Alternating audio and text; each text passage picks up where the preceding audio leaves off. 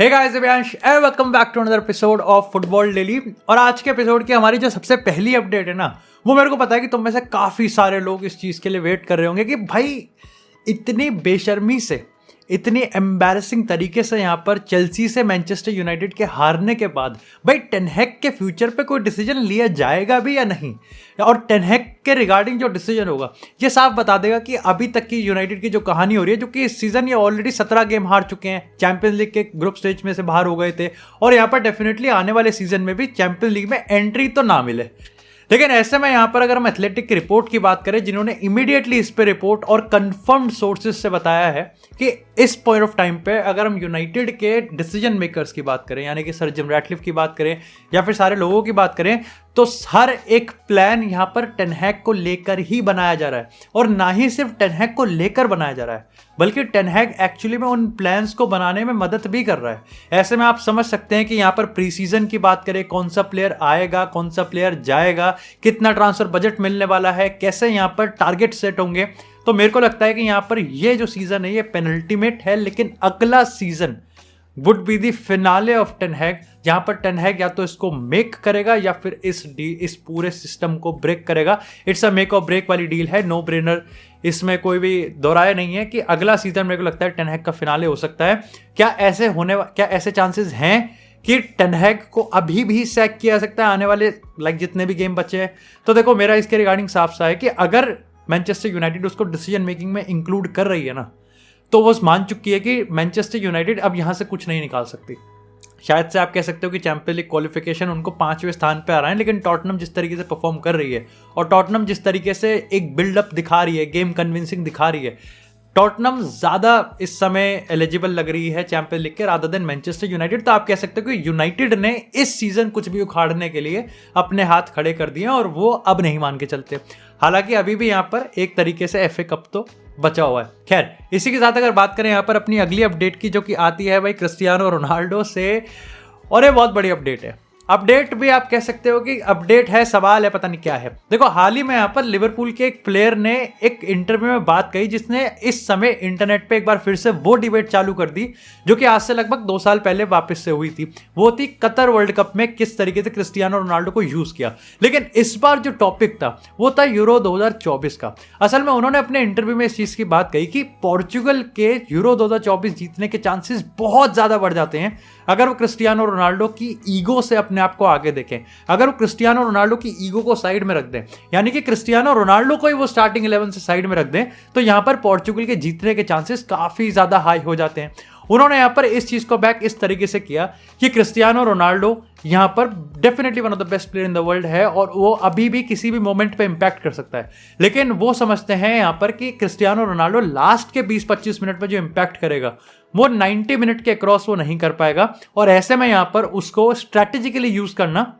ज़्यादा इंपॉर्टेंट है। लेकिन उन्होंने ये भी माना कि क्रिस्टियानो रोनाल्डो को अगर आप बेंच पे बिठाओगे तो आपको फिर इसके लिए रेडी रहना पड़ेगा कि क्या क्रिस्टियानो रोनाल्डो की ईगो, क्या क्रिस्टियानो रोनाल्डो का एटीट्यूड और यहाँ पर बनने वाली हेडलाइंस, क्या आप उससे कोप अप कर सकते हो या नहीं कर सकते हो। अब देखो, इसके रिगार्डिंग तुम्हारा कोई भी ओपिनियन हो सकता है, जो कि डेफिनेटली मैं चाहूंगा कमेंट सेक्शन में जरूर बताओ। लेकिन मेरा इसके रिगार्डिंग सिंपल सा ओपिनियन है, अगर Cristiano Ronaldo Qatar world cup के बाद यहाँ पर जिस तरीके से परफॉर्म कर रहा है, जिसमें तुम कह सकते हो कि सऊदी लीग है,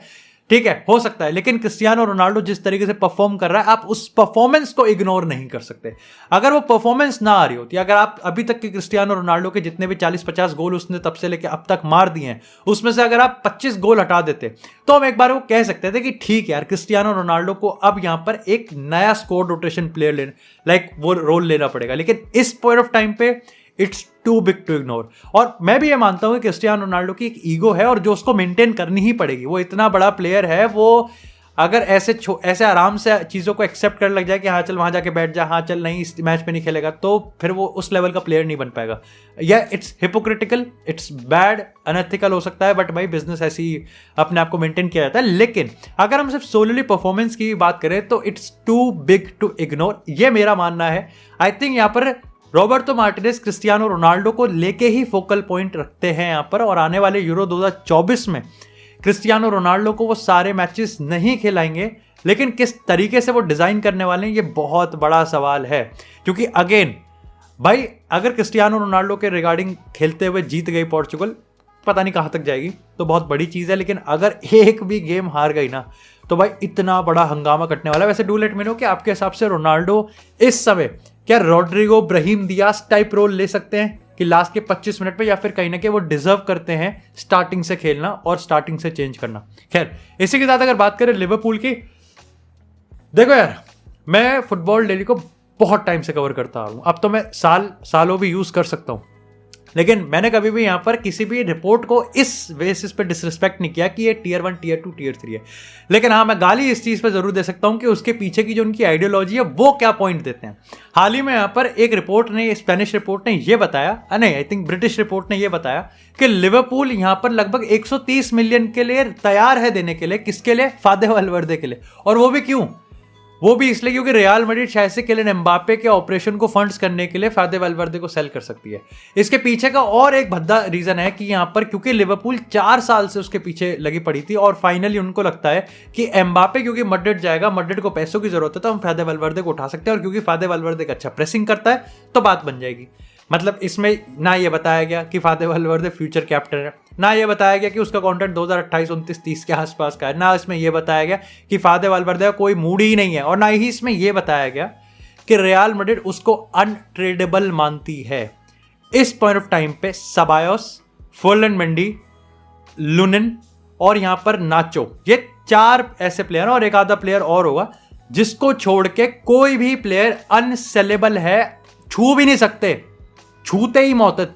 इसी के साथ अगर बात करें जो बहुत सर्टेन है वो ये है कि यहां पर लिवरपूल के अगर टारगेट की बात करें, रूबन अमोरिम जो कि स्पोर्टिंग के मैनेजर है, उन्होंने अपने खुद ही इंटरव्यू में इसको कंफर्म कर दिया कि देखो मैं गारंटी नहीं दे सकता कि मैं अगले सीजन स्पोर्टिंग में रहूंगा या नहीं रहूंगा। अगर हम कोई भी ट्रॉफी नहीं जीतते तो डेफिनेटली मैं छोड़कर चला जाऊंगा, लेकिन अगर हम जीतते हैं तो शायद से क्या पता मैं रुक जाऊं। लेकिन ऐसे में आप तुमको भी पता है कि यहां पर कहीं ना कहीं स्पोर्टिंग को भी पता है कि रूबन अमोरिम यहां पर नेक्स्ट मैनेजर नहीं रहने वाले नेक्स्ट सीजन के। ऐसे में मान के चल सकते हो कि लगभग 70% चांसेस हैं कि लिवरपूल के नए मैनेजर अमोरिम ही होने वाले हैं। और अमोरिम को लेकर मैं पर्टिकुलरली काफी ज्यादा एक्साइटेड हूं कि वो कैसे भाई like not at the sir Alex Ferguson era वाले रिप्लेसमेंट है ये, बट डेफिनेटली भाई क्लॉप को लिवरपूल में रिप्लेस करना बहुत बड़ा प्रेशर का काम है। खैर इसी के साथ अगर बात करें यहां पर अपनी अगली अपडेट की जो कि आती है जाओ फिलिक्स से,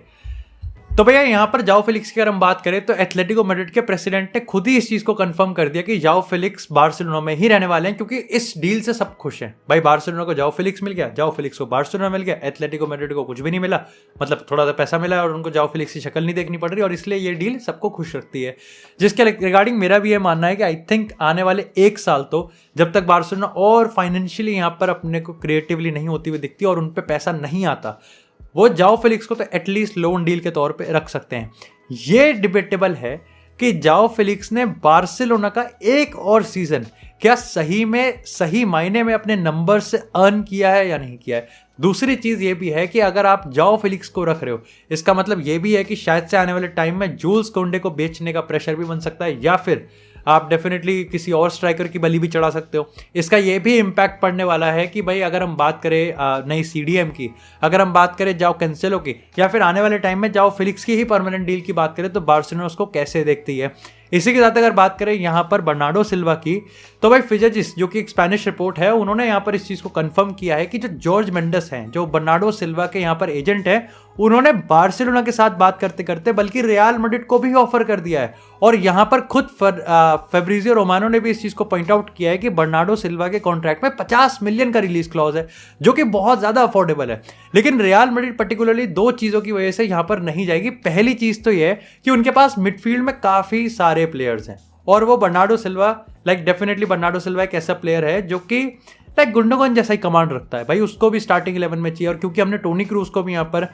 रिन्यू कर दिया है, लुका मॉड्रिच का यस अभी फ्यूचर अनक्लियर है, लेकिन बेलिंगम है, चुआमेनी है, कामाविंगा है, उसके बाद ब्राहीम दियाज है, उसके बाद यहाँ पर हमारे पास फादे वालवर्दे है। तो इतने सारे प्लेयर होने के बाद बर्नार्डो सिल्वा जैसे प्लेयर की भी जगह नहीं है रियल मैड्रिड में इस पॉइंट ऑफ टाइम पे। दूसरी चीज बर्नार्डो सिल्वा की जो एज है,